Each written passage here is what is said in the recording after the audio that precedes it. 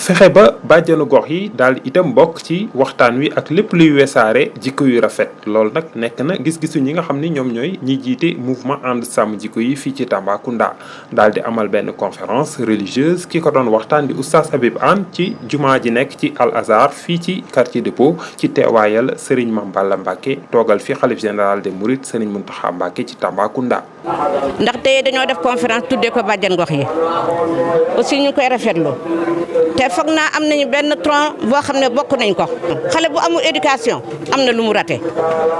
donc foog naa sàmm jikko yi am na lu ñuy yëngu ñun tam am na lu ñuy yëngu suñu ko boolee dina am doole. ngir xeex mbon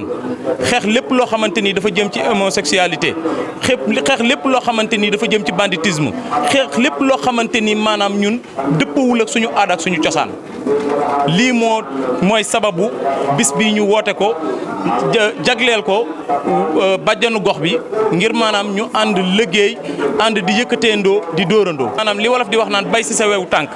fa ñu war a njëkk a bayee ileer bi mooy ci kër yi. conférence boobu itam nekkoon benn occasion ngir ñu ñaan ñi nga xam ne ñoo toog ci langue politique moo xam ci nguur gi la wala ci kujjee gi nan la ñuy def ba jàmm daal di yoonal jàmm fi nga xam ne moo fare ci réew mi lépp lu jëm ci wàllu violence lépp lu jëm ci wàllu ay wax yu ñaaw ñu daal di koy dindi ba mu set wecc ci langue politique. Dawuda wa Sulaymana wa Ayuba wa Yusufa wa Musa wa Haruna wa kasalika najzil muhsinin